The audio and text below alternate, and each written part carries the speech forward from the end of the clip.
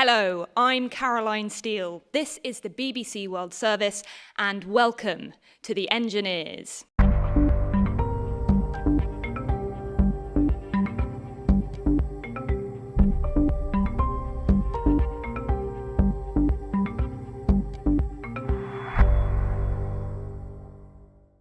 This year, we're at the Science Specialist University, Imperial College London, and we're here to focus on the technical revolution defining our era, artificial intelligence. I'm joined by a panel of 3 world leaders in the field and a large enthusiastic audience in Imperial's Great Hall. Already a computer can defeat the world's greatest player at our most complex strategy game. The first movie, written entirely by AI, has just been released, and AI may have discovered our first antibiotic in 3 decades. Together with our partners, Royal Commission 1851, we've brought together 3 engineers at the cutting edge of this field to discuss their work and what it means for us humans. Paolo Pirgionian is Armenian, but he was born in Iran and started his career working on Mars rovers for NASA. He's now founder and CEO of Embodied, which is a company that builds emotionally intelligent robots to help with child development. David Silver is from the UK, where he's principal research scientist at the AI research lab Google DeepMind. He led the team that used AI to defeat the world's best player at the complicated strategy game Go. And he's working on artificial general intelligence. Regina Barzilai is Israeli-American and a distinguished professor for AI and health at MIT in the US. She created a major breakthrough in detecting early-stage breast cancer and also led the team that used AI to discover what is hoped to be a brand new antibiotic. So please do join me in welcoming them all.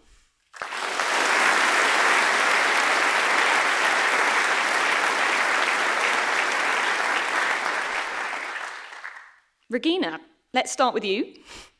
So what is it that made you shift your work to oncology? Sadly, you were in the perfect position to do that, weren't you?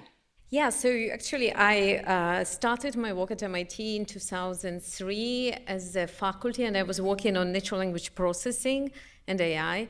And in 2014, I was diagnosed with breast cancer, and I was treated in one of the best hospitals in the United States, Massachusetts General Hospital. And what I discovered going through the treatment, that there was really no AI or not even basic information technology as part of the treatment, neither the diagnostics, nor the treatment, nor the post-treatment. And after I was treated, I just was totally confused as to what I want to do, because it was the first time I realized that my life is finite. And I've seen a lot of very sick people there surrounding me. And I was thinking, what can I do? And MGH, this hospital, and MIT are just one subway stop away. They're separated by a bridge. I'm thinking, how come we have all this great technology at MIT, but none of it is actually coming to the hospitals and helping patients? So after I finished my treatment, I still didn't have my hair. I started kind of going from doctor to doctor, asking them, how I can bring AI. I will do it for free. I'm a professor. So there were not many takers, but eventually we found somebody who, it was a doctor called Connie Lehman, who had the idea that we can apply AI to do early detection of cancer. Thank you, Regina.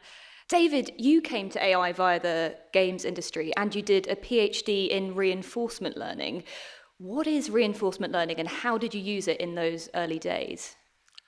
Yeah, so I guess I started out in the games industry before I went back to academia, and I was working on building computer games. And as a big part of building computer games is building the AI for those games that kind of makes all of the characters move around. And I found myself being fundamentally disappointed by the methods that were being used in those games. And it felt like what I really wanted to do was build something that had real AI in it. I discovered this idea of reinforcement learning, which is basically a method very much like those that animals and humans use, where the system is able to learn for itself from experience, from trial and error, from trying things out and seeing what works and what doesn't.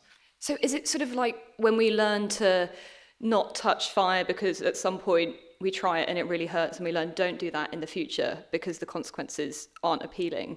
Is it sort of like how humans learn reinforcement learning? Yes, it's a lot like that. So So, in fact, humans are believed to have a major part of the brain which is devoted to providing a signal, giving feedback that makes the brain actually learn to do more of the good things and less of the bad things. And so actually that's inspired a lot of work in machine learning to make machines have that same capability. But a machine doesn't feel heat or isn't rewarded by a cookie. How can you reward a machine? Yeah, so for a machine, it's just a number. What? You give it, so you give it a positive number if it's done something good, and a negative number if it's done something bad. And at the end of the day, everything stems from that one single number. So this one single number, which we call the reward, contains enormous power because it's the signal that drives everything. Paolo, you said your experiences of feeling alienated in foreign countries made you want to create an imaginary friend. And I'm sure much of our audience can relate to having an imaginary friend, but for most of us, they stay imaginary. How did you go about making a real one? So unfortunately, there's a lot of people in need of companionship or therapy, and there's a massive gap of labor force that can provide this. As an example, to use numbers from the US, we know the prevalence of things such as autism is growing rapidly.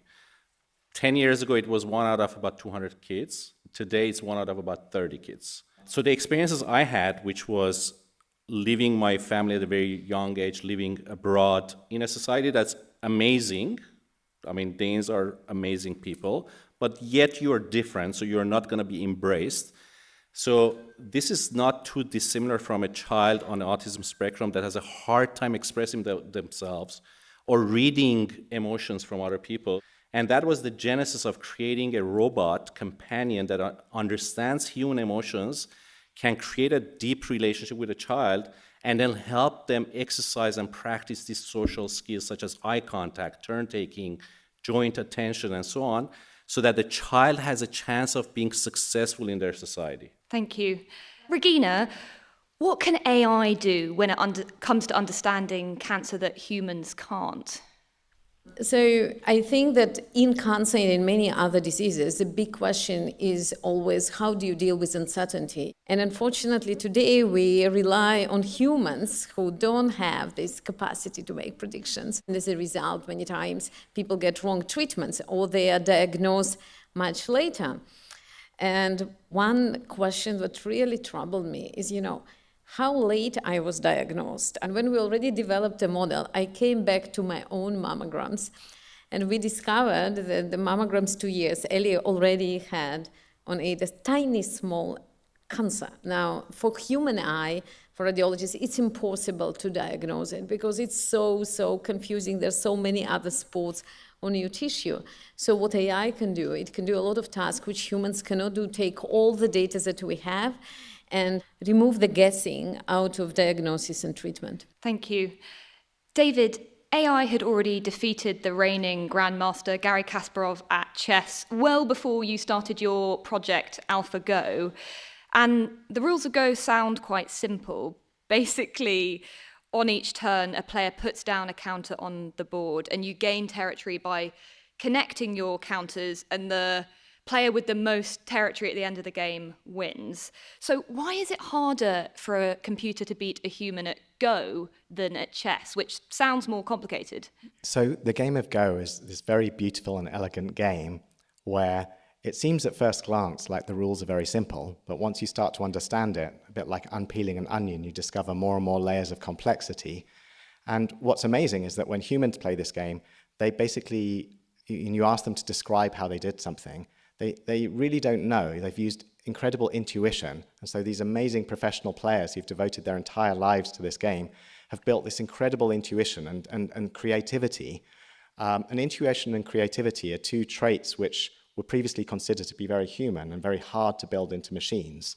So while chess, it was possible to succeed just with tactical look ahead, in the game of Go, that wasn't enough because early on in the game, you just have this handful of stones on the board, and you really just have to imagine what the game will pan out like, 300 moves later, with this sort of intuitive sense of where it will go. And that required some major breakthroughs. Paolo, debatably even more complex than Go is human children. Your human-centered robot forms an emotional bond with children. How can a robot do that? Well, first of all, it's important to make clear that the robot is not meant to replace the need for human contact. It's really almost like training wheels to teach children the social skills and then be able to practice those in real life. The way the robot forms bond is that humans are wired to bonding. We create connections with inanimate objects all the time. I mean, with a robot that has eyes, can make eye contact, can smile back at you, and can speak to you and express emotion and empathy, it's actually not that hard to create a bond there. And children open up to these robots very quickly in ways that they may not even open up to their therapists or parents. Thank you, Paolo. Regina, you not only made an impact on oncology, your team at MIT used AI to discover what could be our first new antibiotic in 3 decades. It seems it can be E. coli, MRSA, and strains of bacteria which are currently resistant to all other antibiotics. So I think we all wish it success. How did you do that? So I should say that, developing antibiotics is not an area with an immense competition, even though the resistance to antibiotics that we have continues to grow. This happened to be an area where pharmaceutical companies are not very active because economically it doesn't work for them. So in some ways we do need to have alternative approaches. I met a colleague and he was from biological engineering, he was working on antibiotics, and he was describing the big problem of finding new molecules which are effective against bacteria, drug-resistant bacteria, but at the same time are not toxic to humans. They had some molecules screened against I think E. coli. We started with that, and then we just gave to the machine, thousands of molecules, and for each molecule you knew whether it kills a bacteria or not. And it was kind of the first attempt to learn automatically how do you look at the structure of the molecule and predict whether it would have a desired effect. We found molecule that didn't look like something human created, and it turns out in the lab that it was able to kill using a different mechanism of action, kill it in a different way, and that's what made it so effective against so many different species. David, let's go back to you. So far, we've been talking about systems designed to perform one task. That's known as narrow AI. But you're working towards artificial general intelligence. Could you explain what artificial general intelligence is? So if you think about humans and human intelligence, it's this wonderful and beautiful thing where we're able to learn skills which are incredibly diverse, where one person might choose to specialize in learning how to play tennis, and another person might specialize in becoming an amazing chef, and another person a pianist, and another person a scientist. And so when we want to build artificial intelligence, we want systems which not only solve a single problem, but in a similar manner to humans are able to approach any number of problems with intelligence that's capable of doing amazing things in each of those different areas. And that's what we refer to as artificial general intelligence, or AGI for short. And how far off do you think we are from that being a reality? So I think it's going to be a spectrum over many years. And I also think it's likely, or at least plausible, that there are many breakthroughs that are still required before we can really crack the same kind of level of intelligence that humans have. Regina, you've developed AI to better predict cancer, but it's only employed in a tiny number of cases, right? Why is AI not used more widely in medicine? The problem is that we're creating a lot of great technology, but this technology is not really translated into patient care. And if I would ask the audience, how many of you, when you last time see your physician, you actually have seen any AI? And I'm sure not many can really attest to it. So I think the technology for many of the tasks is really mature, but there are many other questions which have nothing to do with AI per se. One is the regulations both in Europe, UK, US continue to change. Another big problem is people don't really know how to bill for AI. And today the American doctor who uses AI loses money when they see the patient, so it's not much of the motivation. So just to clarify there, did you say that using AI for doctors in the US can actually make them lose money because it makes treatment more effective and therefore they're charging the way, for less. there was, I'm referring to a specific paper, the way the billing is done, it somehow relates to the time the doctor spends with the patient. So if you have something that makes it faster, you're actually losing money. Very depressing. Paolo, what about your challenges? The robot you've developed mimics human behavior. What's next? I'm very hopeful with what we are doing in terms of creating social, emotional AI systems that can help humanity become its best. If we can intervene early with children, for instance, on the autism spectrum, they have a chance of really integrating well with the society and do really well. When we think about other vulnerable areas of our life is when we age, social isolation, being lonely, and that leads to mental health issues, that leads to physical health issues, and so on. We can have the same systems become a companion that help you there.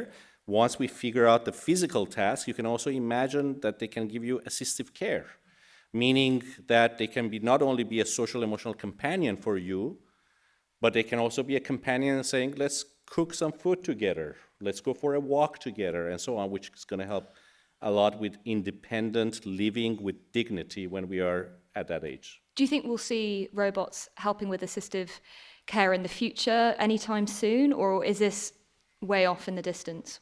I think it is within the next decade. Oh, wow.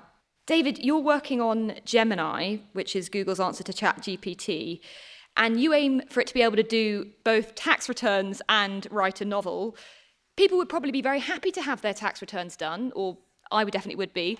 But novels, should we really be letting AI sort of take over human culture? So it's a great question.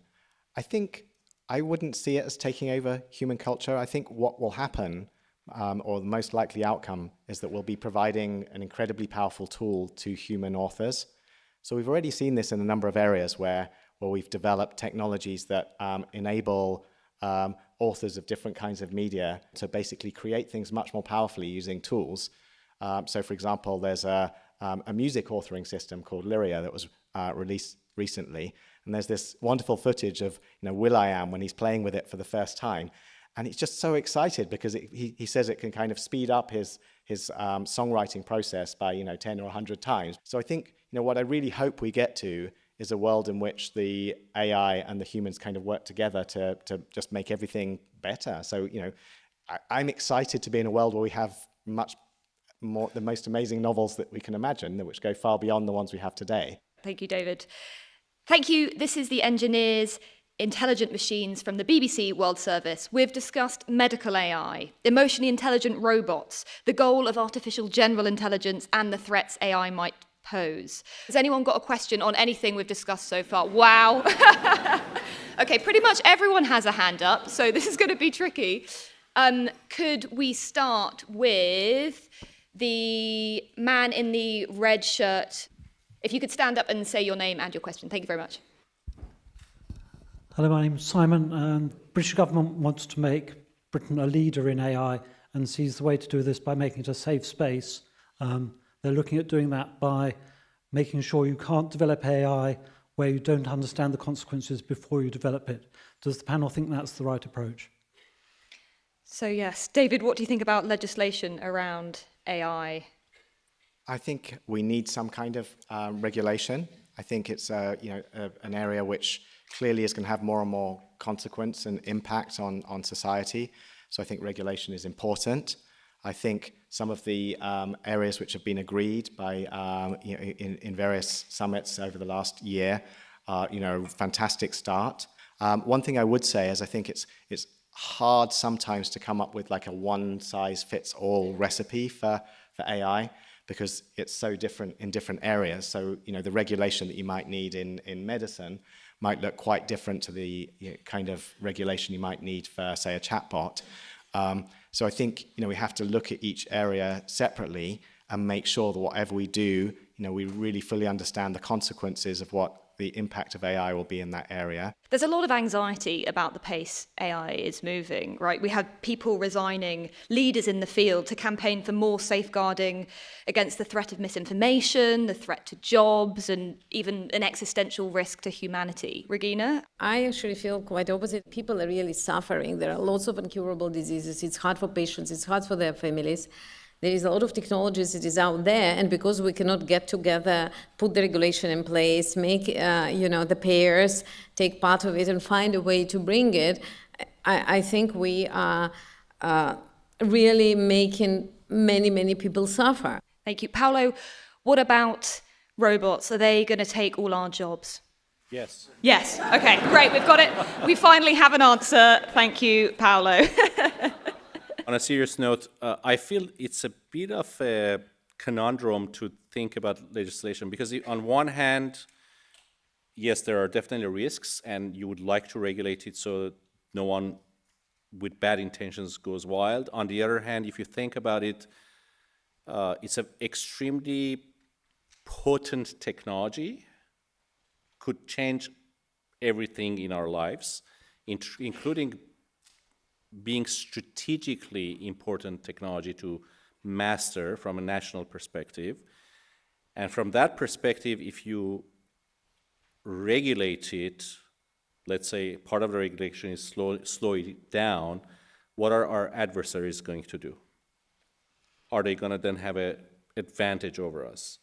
So it's a bit of an arms race, and I think for that reason, practically speaking, I think it's going to be very hard to regulate it to that level unless you can have international regulation and agreement across all the powerful nations to say this is how we're going to handle it. And I haven't seen that work out very well in the history of time. Fair enough. Audience, we have time for a couple more questions, so hands up. If we could go to the man in the white top. Thank you. Hello, panel. My name's Rob Sheath, and I'm a business and sports coach. And I'm wondering whether what you've been talking about is possible for helping humans to improve their performance at a sport. Good question. Who's our greatest sport enthusiast? Perhaps this one is for you, David. Can we be using AI to improve sports performance? It's a great question. There's a lot of really amazing research that's happening to try and do just that. One thing which we've been doing at Google DeepMind is actually a collaboration with Liverpool Football Club to try and help them improve their tactics. So that's one example. I think the amazing thing about sports is it's become over time so refined in terms of the particular approaches that people take that actually really they're very open to new discoveries and new ways to do things. And so it's been really fun actually just watching that kind of thing unfold. Very cool. Thank you, David. I can see we've got lots of young people in the audience, some teenagers even. Does any of our younger audience have a question? If so, stick your hand up. There was a young lady who had a hand up here with a ponytail. Yes. As AI develops, I reckon that humans probably depend more on AI and maybe learn less. Is there anything we could do to maybe make sure that as AI develops, humans still develop and learn? Ooh, good question. So will we stop learning as AI does the learning instead for us? I'm going to put that to all of you if that's all right. What do you think, David? I'd like to imagine a world where we have an AGI, which is like our personal friend, assistant, teacher, and everything we do, it understands what we want to learn and it knows just how to teach us and help us to learn more and more and more and more. Regina, what do you think? Do you think we're just going to end up relying on AI for everything? There's a non-native speaker of English. I remember as a young professor, I spent humongous amount of time reading my papers and making sure, because in my native language, we don't have "and" there, so I make a lot of mistakes when I write. I see now how I write papers. Actually, it removes a lot of my pressure in writing, and I can really focus on ideas rather than doing the small things. So I hope that we will find a symbiosis. We don't really, remove our basic skills, but we can just do more and focus on the things that we can do better. Paolo? I would like to imagine if Isaac Newton or Albert Einstein had access to these tools today. I mean, as prolific as they were at a time where we didn't even have calculators, imagine what they would have done and the impact it would have had on the world if they had access to these tools. In the next 5 years, potentially, you don't need to code. You will just tell your favorite AI system and say, I want a code that does X, Y, Z, and you can accomplish what would take years of many people in hours today. So it will make you more prolific. Thank you. I think it's fair to say all three of you have given us hope for the future. Audience, thank you so much for your questions. I wish we could take more, but I'm afraid we're out of time. That's it for the Engineers Intelligent Machines at Imperial College London. I'm Caroline Steele. On behalf of the BBC World Service, our partners, the Royal Commission for the Exhibition of 1851, and my producer, Charlie Taylor, please join me in giving a warm round of applause for our brilliant, pioneering AI engineers, Regina Barzilai, Paolo Pigionian, and David Silva.